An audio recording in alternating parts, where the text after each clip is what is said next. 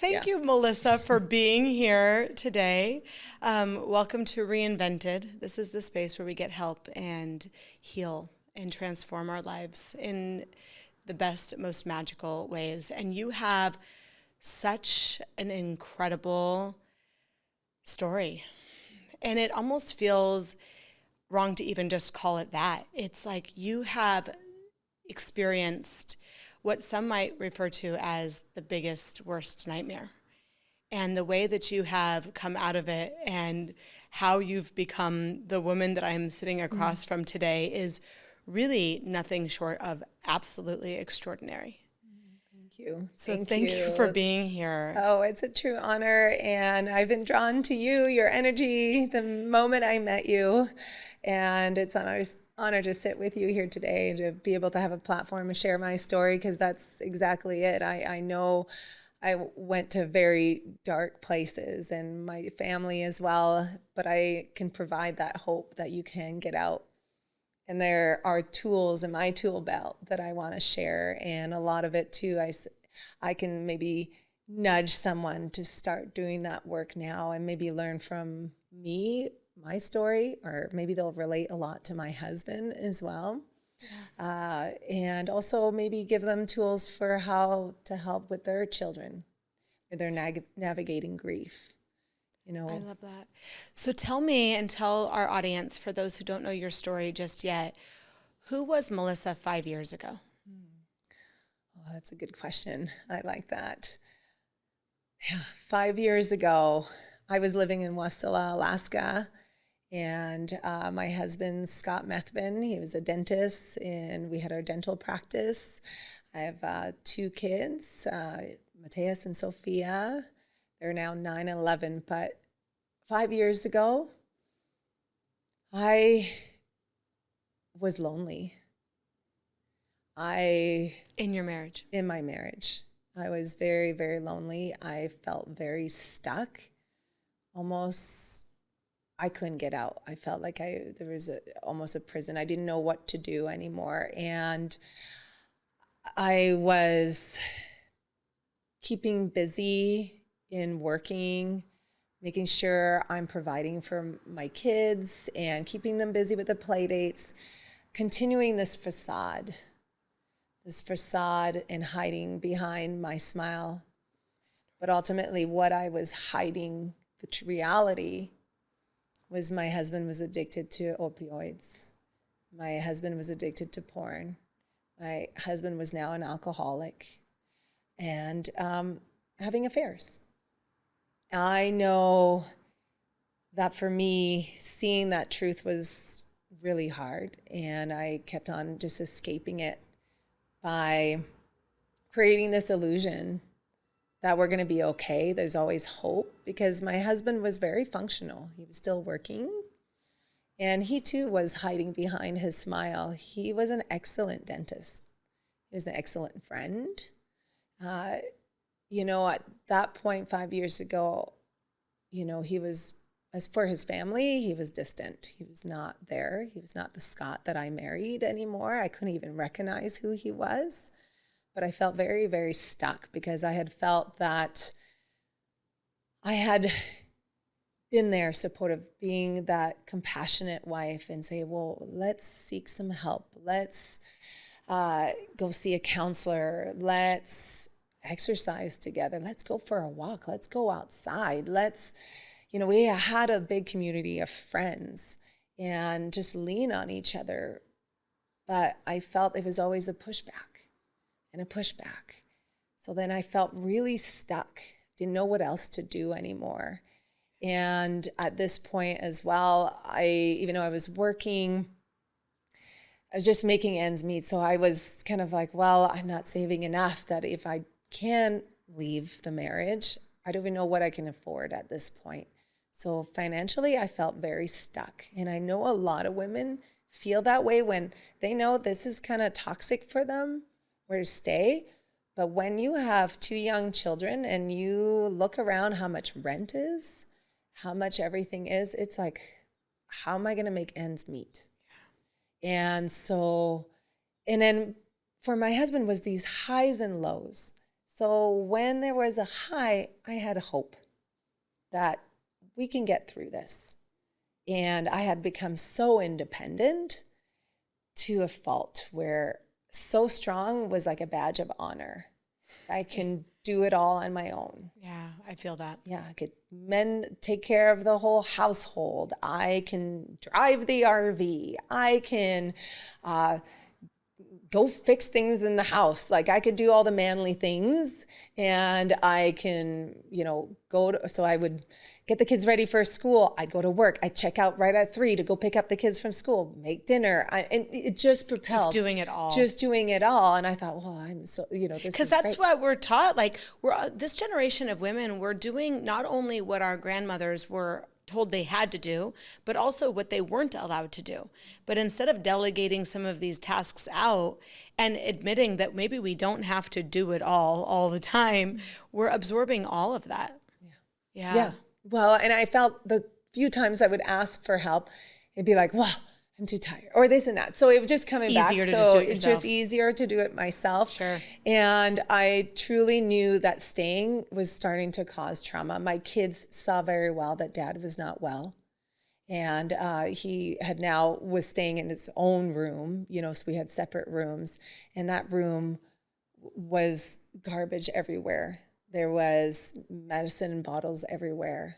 There was empty alcohol bottles. It was like, you see the hoarders, that was the room. Mm-hmm. And I would just shut the door.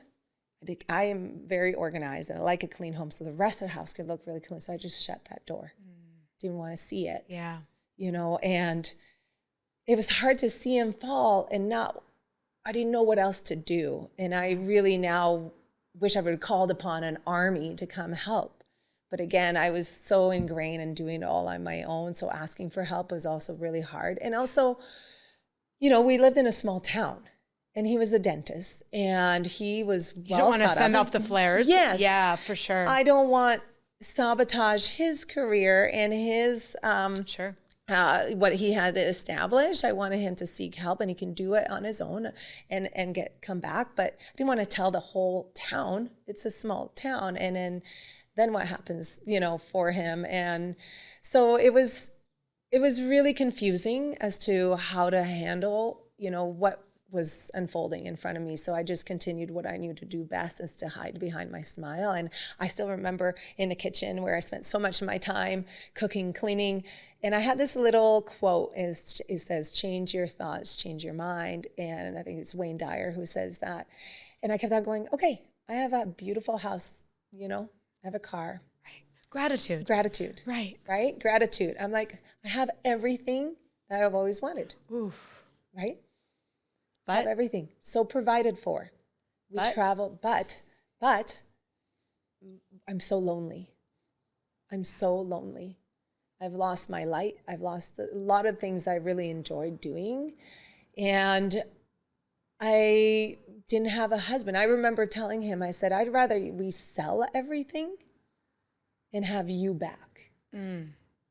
I don't want all these fancy, shiny things, for him to lose the identity of selling our home, because he was really prideful of his house. The achiever. And the provider. Yes, a provider. And I think that's another trap that a lot of men get into. I mean, this is a really common dynamic.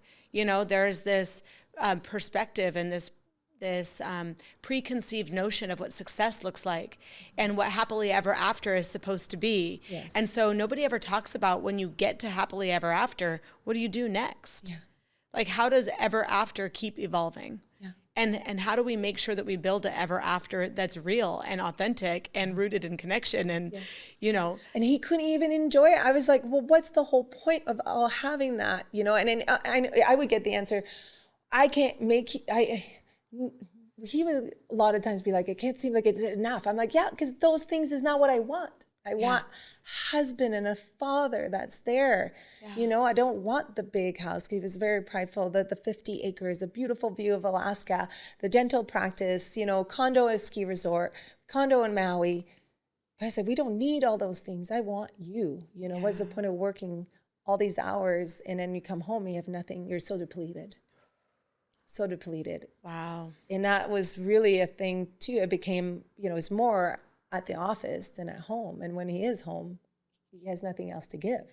So what's the whole point? I know a lot of men, yeah, you want to be the provider, and that's fantastic. I love that when my kids were young, I had the privilege that I could stay home with my kids. My mom, she raised me as a single mom at 20 years old.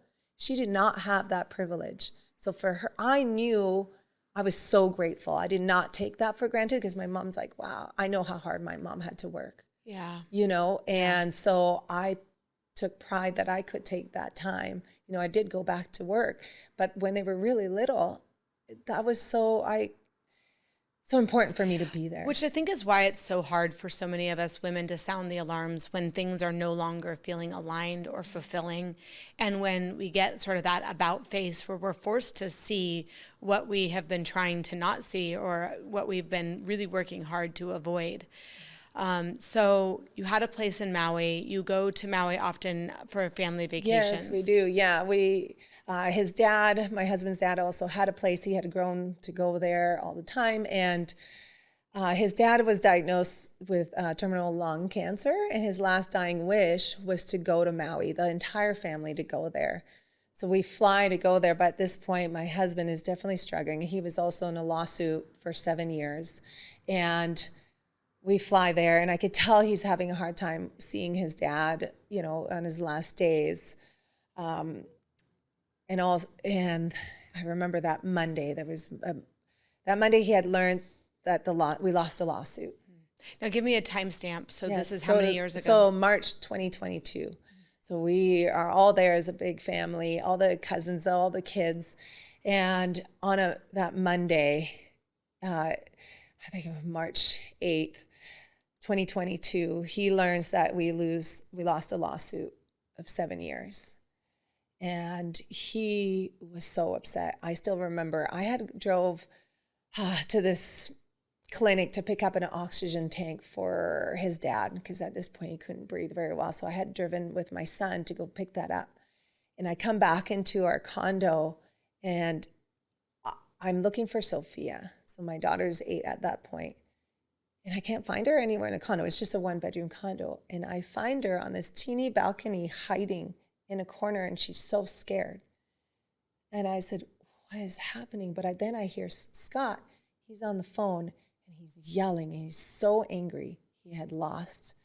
But it scared my daughter. And for him, it was all about being right. And that's why I always tell people now, I've seen what fighting to be right does to somebody. It became an obsession to win this case, to prove that he was right.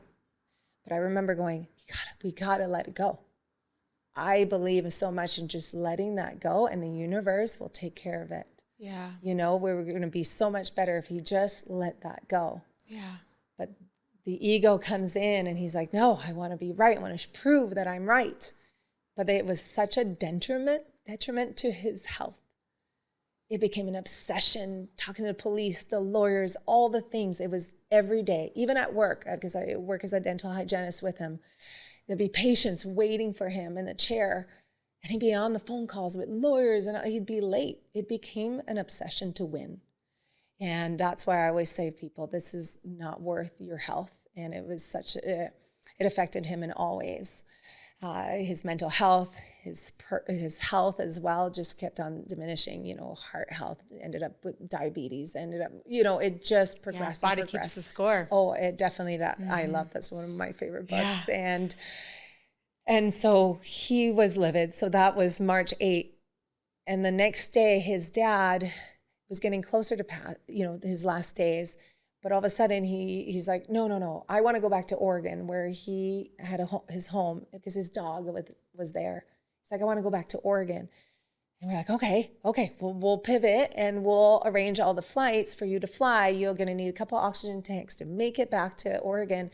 So the entire family buys tickets to go back to Oregon with him. But my husband's like, no, we're not getting on that plane.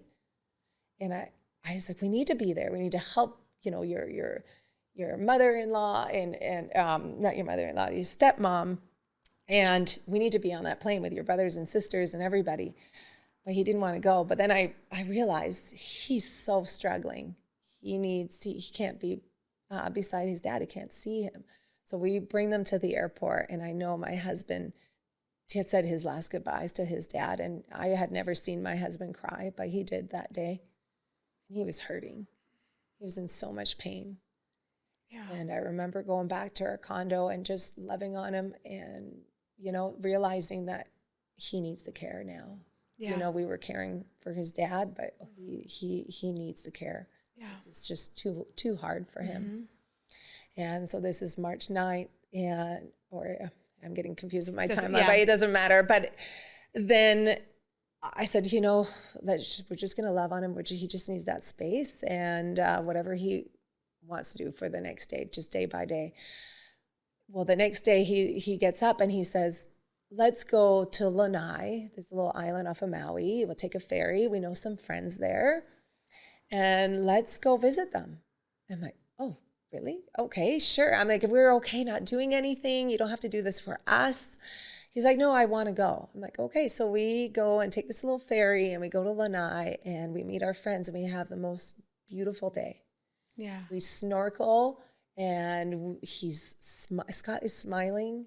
He's chatting with everyone. He's snorkeling and picking up like, shells. there he is. Yes. There he is. There was so much hope. I was holding hands with him, and there's light, and my kids are laughing with him, and he's laughing. And I still remember the conversations he was having with people, talking about the medications he's taking. He was very open about his back health, his chronic back pain, which is very prevalent for dentists.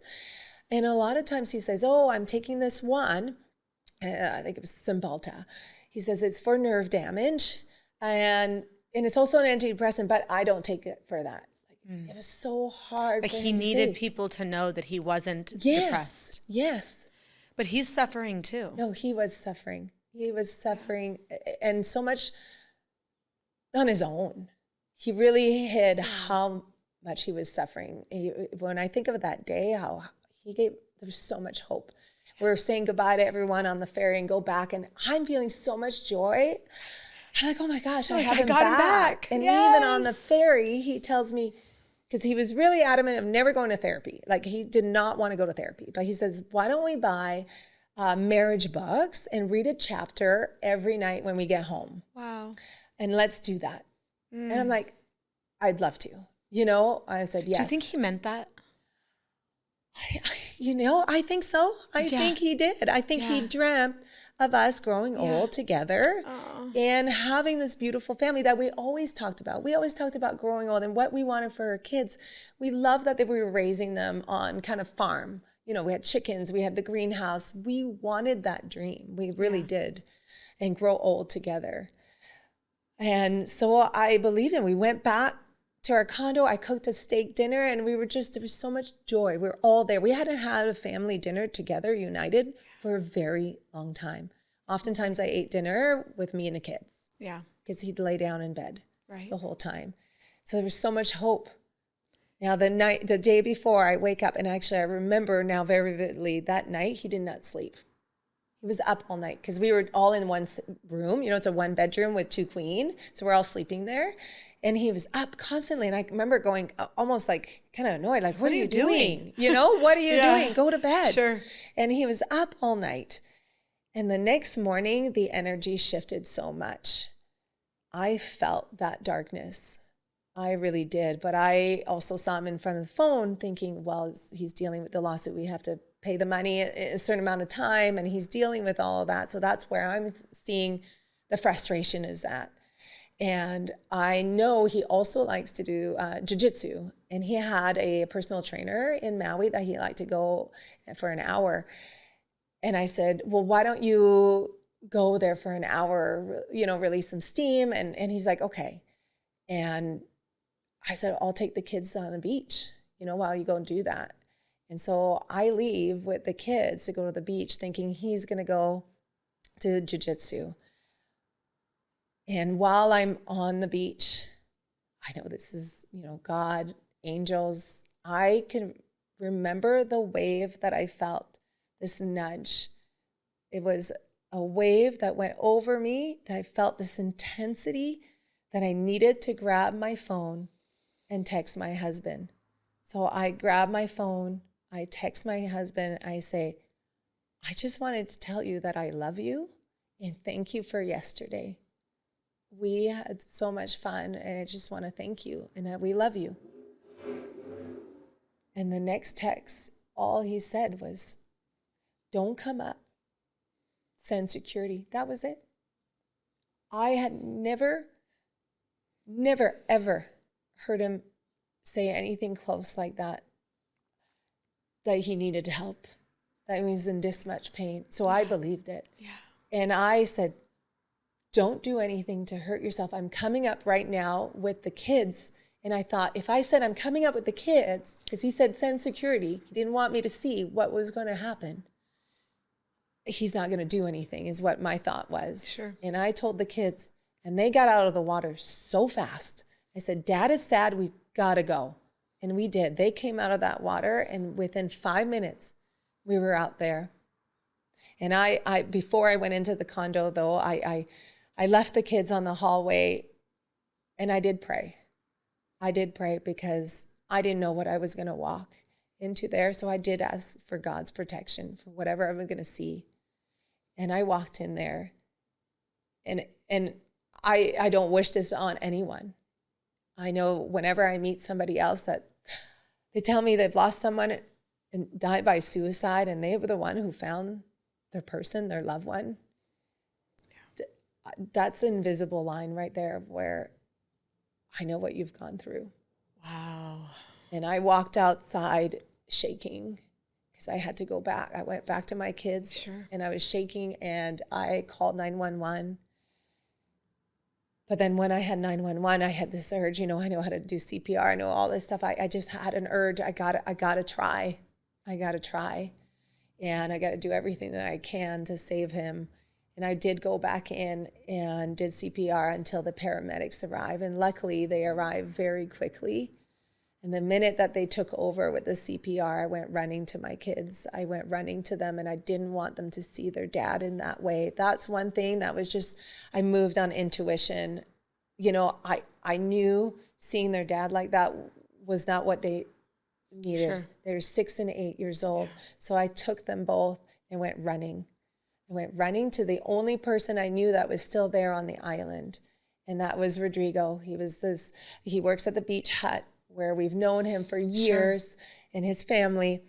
And I went running to him, and I told him what happened, and I said, I might have to leave my kids, and you're the only person that I know here. I might need to leave because I don't want them to see their dad this way. And he was there. He was my angel to help. And also now the hotel staff too, they all came about. But you have to think, we're outside now where people are vacationing, and the beauty of Maui, it was just so surreal for me. It's like this contrast. Yes, such a contrast. Nobody knows what we've just gone through. And that outer body experience, I remember getting my cancer diagnosis, and I went outside and I just walked around my building, and my whole perspective had shifted, and I was just watching people walk around like everything was fine, and it felt so surreal. Like, yes, life is just normal for you right now. Like, yes. That felt so strange. It was like my whole world has been totally rocked and disrupted, and everything is falling apart, and it feels chaotic, and also at the same time almost mute. Yes. Like you're like you're outside of the fishbowl all of a sudden. Yes. And that consciousness shift, you can't unsee outside of the fishbowl once you jump out of the fishbowl. Oh, yeah. So now you're on the outside looking in. Your husband is not quite passed, but close to passed. Yeah, the paramedics said, well, there's a heartbeat. He's breathing. And now we're going to take them to the hospital. And I had decided not to go. It was a 45-minute drive, and I wanted to stay with my kids. Sure. I said, well, call me and let me know once you do all the tests. And then I call, his mom. I had to call everybody. And I really thought I had saved and they're already now in Oregon. Yes. Awaiting his dad's passing. Yes. So this is a very traumatic time for our entire family. Sure. And everybody was already with my father-in-law. And when I call to give them this news, some of them fell to the ground. Sure. And it's so traumatic for their entire family. And they couldn't believe it. Even when I had called friends, they thought I was talking about my father-in-law. Sure. That he had passed. And they couldn't grasp that I was talking about my husband. And it's just, he was at the hospital for three days. It was my husband. And I would go, luckily, I had another woman that I knew for many years, a family friend that I had forgotten that she lives there because, I was such in a shock mode that they live there 6 months out of the year. Mm-hmm. And she offered to drive me to the hospital, even though at that point I said, no, I just need someone to watch my kids. I'll drive myself because I had a rental car. She's like, no. Again, super independent. She's like, no, pretty sure you're in shock. That hyper independence is some sort of a mask for, really relinquishing control and exposing our vulnerability. Yes. It feels less safe than being the person who's holding the container. Yeah, absolutely. Yeah. Yeah, absolutely. Wow. So were you conscious of how depressed he was?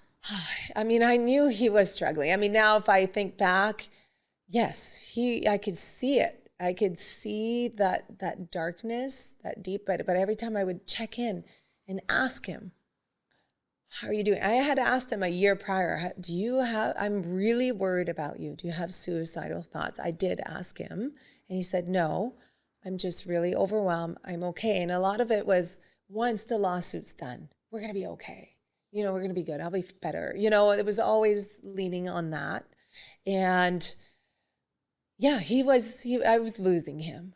I was at a loss to how else to help him. Yeah. I didn't know what else. So how long between when you found him in the hotel room to when he ultimately passed? Yeah, it was 3 days. So 3 days, and I was actually on my way to the hospital where they had kind of asked me, said, well, maybe today we have to decide to take him off the oxygen and all the machines. And I felt so much fear doing that. I just didn't feel right, because I know people come out of comas. There's, miracles every day. And we want to believe in the hope, right? Yes. We want to believe in the outlier. Yeah. And I didn't want to, I was like, I didn't want the reality that, I have to tell my kids that their dad is never coming home. I didn't want that reality. I had so much hope that he would survive and get out of that. But they said he had, it affected his brain. He would never be the same. And on my drive to go visit him that Sunday, they had called me that he had passed. And that reality, when I went back to see my kids and having to tell them, was just, I hope for any parent to never see their own children go through that pain. That stabbed me in the heart. I felt as a mother, I thought I was trying to protect my kids so much from the reality of dad, by masking, by play dates and hiding all the things about dad, I couldn't hide that anymore. And I think my kids really knew everything. They really did feel it. They felt it, that dad was not okay.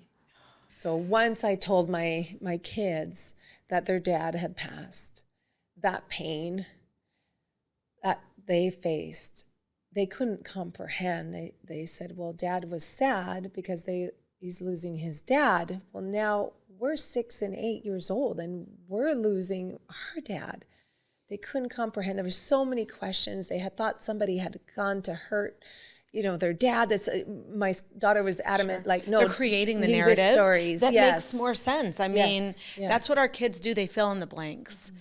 And I think that was the most, I remember having a therapist talk to me about, through my divorce, was like, make sure that you're constantly telling, especially my youngest, my 9-year-old, that it wasn't her fault that we got a divorce, because the narratives that they create in order to make it make sense to them is usually about them. Like they somehow caused whatever the trauma had become, or they somehow created the environment, or they take responsibility inherently. And so we have to actually really control that narrative so that we can support them through it and not compound it with a sense of, ownership over the situation to begin with. I'm so glad you brought this up, because it's been 3 years now, and my son and daughter still deals with that. So I have to I constantly tell them that there's nothing else we could have done.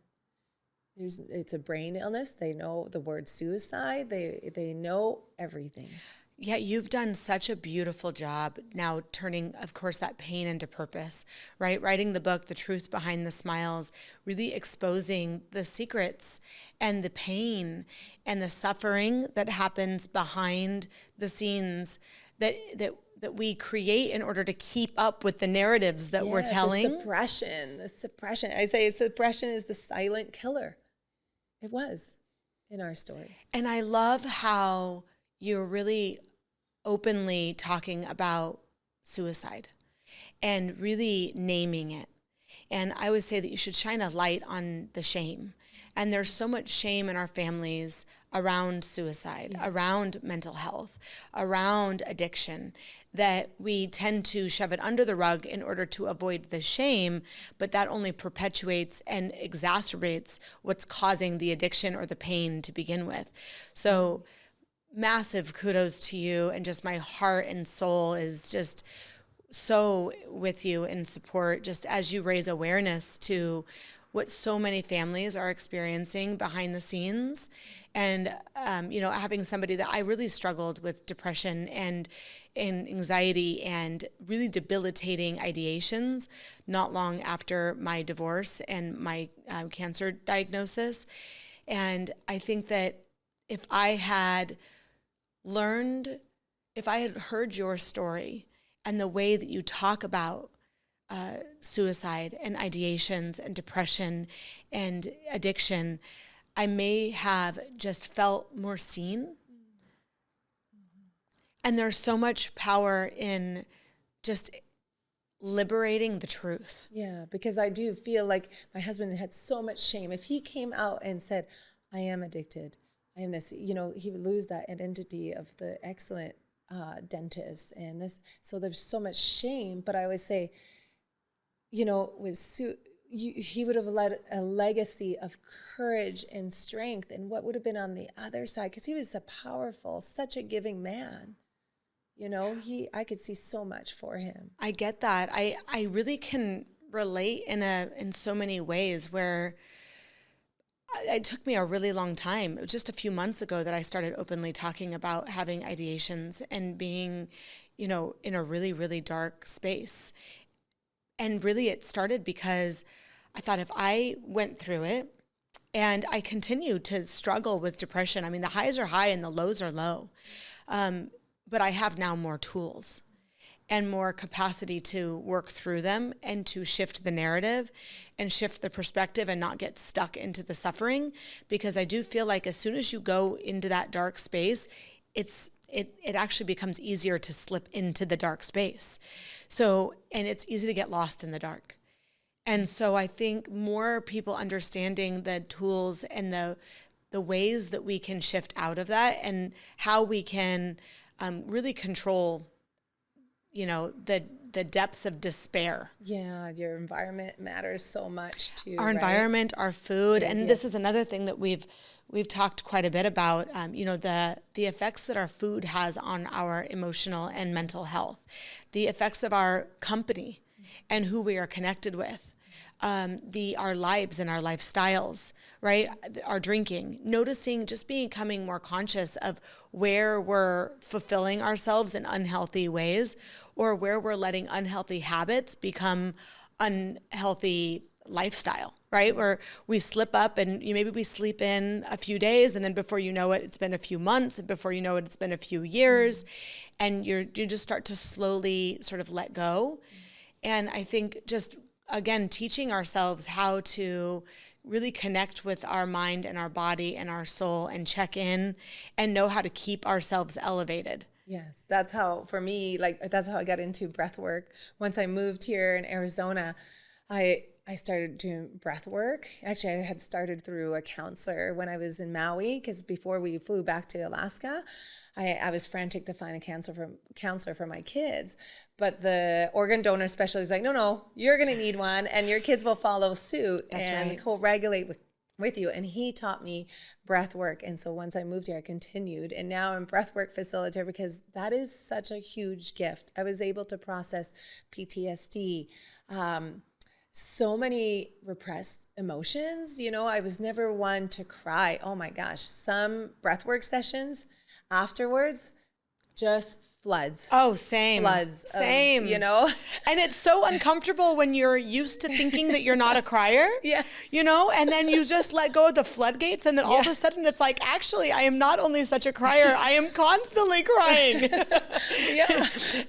But it's liberating. Yes. And then you realize, you don't have to sit even in the tears, or you can let them pass, and within a few minutes they can pass. Yes. You know, it's only in the beginning when the floodgates are really, have some momentum that you end up crying for days, but it doesn't have to mean that you're crying for days for the rest of your life. I think, and I love that you're talking about breath work, and breath work is single-handedly what saved my life, 1,000%. And it is the single quickest way that we can connect to our elevated levels of consciousness, to literally take ourselves out of the moment and allow ourselves to be outside of that fishbowl, but in a way that we're giving ourselves perspective, giving ourselves contrast, really reminding ourselves that we are in this moment, but that this moment is not indefinite. Yeah. Well, how often do we sit, because my sessions are an hour long, how often do we sit and lay down and connect to our heart for an hour? And that's truly what I'm doing. And it's also remembering who you are, and that self-awareness, and remembering why you are here. We all have a purpose. And sometimes we get out of alignment, and it's just giving you that time to process and remembering. And sometimes it shows you, I've had breathwork sessions where I'm showed what I was supposed to work on. A lot of the things I didn't have in my marriage were boundaries. So big words. I remember one time I had big words, boundaries, something I've had to be very vocal, use my voice. I've been so quiet, shy girl when I was little. And now what I'm doing, I'm using my voice, and creating boundaries. Look at you literally using your voice. Yeah. I know that when I first got divorced, I wrote on the mirror, I'm going to intentionally walk into my power. I heard that quote and it resonated. I had no idea what that meant.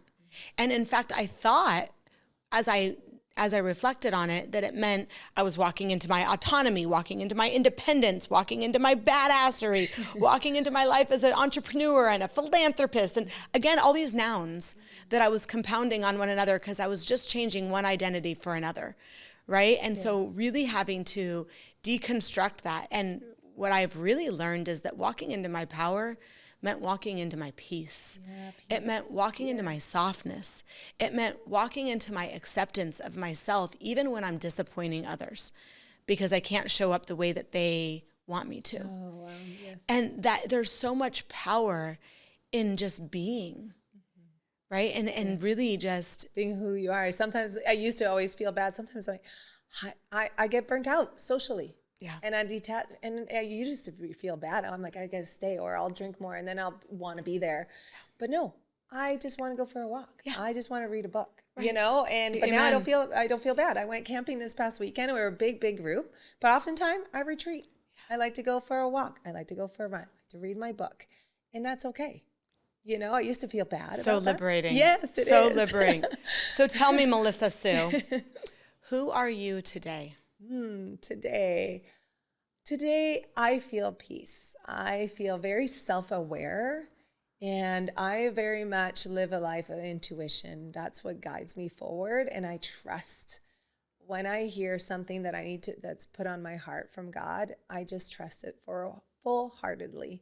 Sometimes I don't know how I'm going to get there. I was like, okay, but I'm always miracles keep happening, and I'm like, oh my gosh, God, thank you so much, because then I meet people and it just opens up doors. A lot of people they see my year since I launched my book, and they're like, well, did you have a PR? Did you have this? I said, no, it's just open doors, because green lights. I'm in that flow, and not so much because I'm so out there networking.